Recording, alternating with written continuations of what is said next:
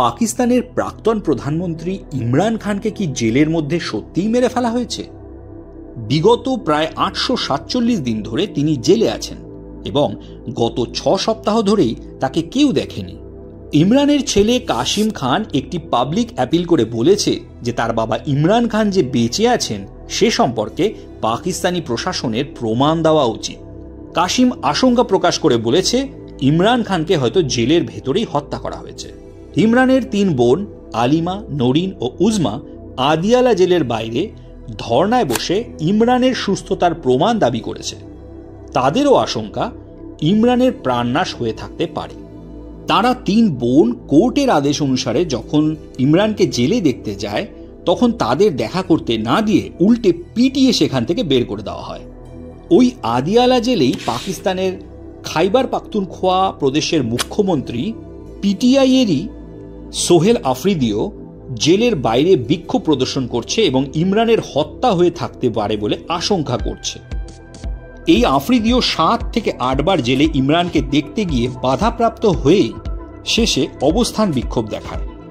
ইমরান খানের party PTI এর কয়েক হাজার কর্মী সমর্থক 27 নভেম্বর রাতে ওই আদিয়ালা জেলের বাইরে তুমুল বিক্ষোভ দেখায়।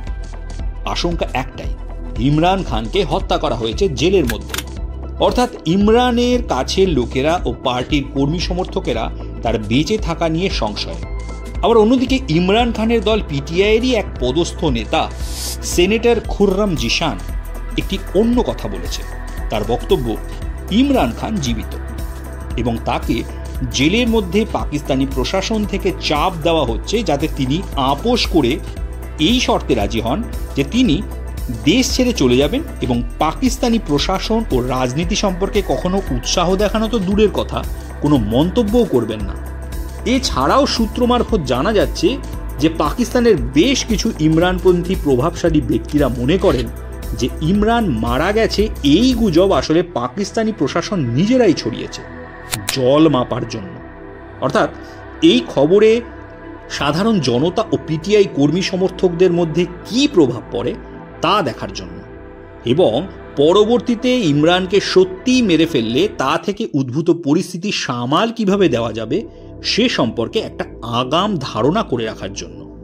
স্পষ্টতই বিষয়টি খুবই কনফিউজিং, আর সেই কারণেই আজকের এই ভিডিও, যাতে সংক্ষেপে ও সহজে এই বিষয়টির ভূত ও ভবিষ্যৎ ব্যাখ্যা করে আপনাদের অবহিত রাখা যায়। তাই ভিডিওটি শেষ পর্যন্ত অবশ্যই দেখুন, আর ভালো লাগলে লাইক ও শেয়ার অবশ্যই করুন এবং না করে থাকলে চ্যানেলটিকে সাবস্ক্রাইবও অবশ্যই করে দিন। ইমরান খানের সম্পর্কে যে 2টি ভিন্ন মত নিয়ে আলোচনা চলছে, পাকিস্তানের আজকের রাজনৈতিক পরিস্থিতিতে কিন্তু এই 2টির যে কোনো একটি বিকল্পই তার জীবনের জন্য পড়ে থাকছে এবং আরও স্পষ্ট করে বলতে গেলে শেষ পরিণতি হিসাবে জেলের মধ্যে অস্বাভাবিক মৃত্যুই যে তার নিয়তি হিসাবে উঠে আসার সম্ভাবনাকে জোরালো করছে, সেটাই রাজনৈতিক যুক্তি ও পাকিস্তানের ইতিহাস বলছে। কারণ ইমরান খান নিজে জেলের ভেতরে থাকলেও পাকিস্তানের সবচেয়ে জনপ্রিয় ব্যক্তি। তার নিজের দলের কর্মী সমর্থক ছাড়াও এক বিরাট সংখ্যক পাকিস্তানি তাকে পছন্দ করে।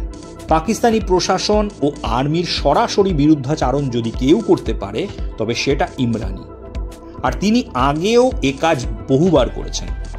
বিশেষ করে পাকিস্তানি সেনার সর্বোচ্চ প্রধান এবং কলমে পাকিস্তানকে যিনি চালাচ্ছেন সেই আসিম মুনিরকে ইমরান সরাসরি আক্রমণ করেছেন। মুনিরকে হিটলারের সাথে তুলনা করেছেন, তার বিরুদ্ধে গণহত্যার অভিযোগ করেছেন এবং তার শাসনকে এক নায়কতান্ত্রিক বলেছেন।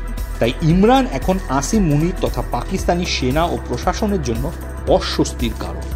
ইমরান যখন জেলের বাইরে ছিলেন তখন তার আহ্বানে লক্ষ লক্ষ পাকিস্তানি রাস্তায় নেমে বিক্ষোভ দেখিয়েছে, প্রশাসনকে অচল করে দিয়েছে। আর যতদিন তিনি জীবিত থাকবেন ততদিন পর্যন্ত এ সম্ভাবনাও জিইয়ে রাখবেন, যেটা পাকিস্তানের সর্বশক্তিমান সেনানায়কের গলার কাঁটা।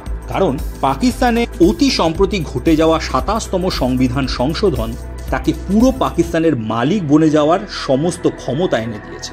সমস্ত রাজনৈতিক দল ও নেতারা তার অধস্তন হয়ে থাকবে, আর সেখানে ইমরান খানের প্রতিবাদী ভাবমূর্তি আসিম মুনিরের মসৃণভাবে ক্ষমতা উপভোগের ক্ষেত্রে বড় বাধা। তাই ইমরানকে প্রাণে মেরে ফেলাই সবচেয়ে সহজ সমাধান। আর এই কাজ করলেও আসিম মুনিরকে অন্তত পাকিস্তানের কোনো আইন আদালতই দোষী সাব্যস্ত করতে পারবে না, কারণ সেই সংবিধানের ২৭তম সংশোধন, যা পাকিস্তানের সেনাপ্রধানকে আজীবন যে কোনো আইনি পথে দোষী সাব্যস্ত করা যাবে না বলে ছাড়পত্র দিয়েছে। অর্থাৎ মুনির যদি ইমরানকে হত্যাও করে, তবুও এই সাংবিধানিক রক্ষা কবচ তার কেশাগ্রও স্পর্শ করতে দেবে না। আর পাকিস্তানের ইতিহাস বলছে যে ক্ষমতা কুক্ষিগত করার এই নোংরা খেলা আগেও বহুবার পাকিস্তানের সেনা ও বড় রাজনৈতিক নেতৃত্বের মধ্যে হয়েছে। ইমরান তো তবুও প্রাক্তন।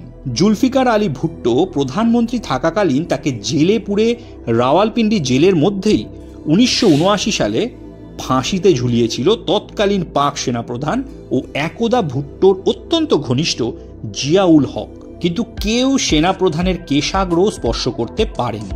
এছাড়া পাকিস্তানের একাধিক প্রধানমন্ত্রী ও প্রাক্তন প্রধানমন্ত্রীকে আততায়ী দ্বারা হত্যা করার ষড়যন্ত্রেও পাক সেনা জড়িত ছিল বলে অভিযোগ, যেমন প্রধানমন্ত্রী লিয়াকাত আলী খান এবং প্রাক্তন প্রধানমন্ত্রী বেনজির ভুট্টো। অবশ্য খুব ক্ষীণ হলেও অপর বিকল্পটি অর্থাৎ নির্বাসন বা দেশান্তরের সম্ভাবনাও থাকছে ইমরানের জন্য।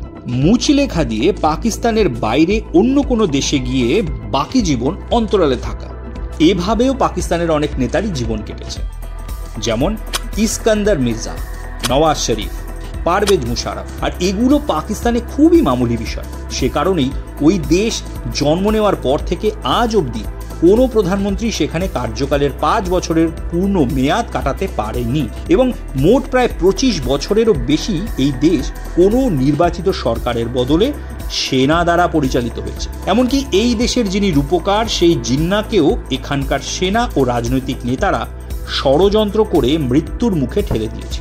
তবে সেই ঘটনার কথা হবে অন্য কোনো ভিডিও। আজকের ভিডিও এ পর্যন্ত। এই ব্যাপারে আপনাদের মত কি তা অবশ্যই কমেন্ট করে জানাবেন এবং ভিডিওটি ভালো লাগলে তা অবশ্যই লাইক ও শেয়ার করবেন। দেখা হচ্ছে পরের ভিডিওতে। সুস্থ থাকুন, ভালো থাকুন।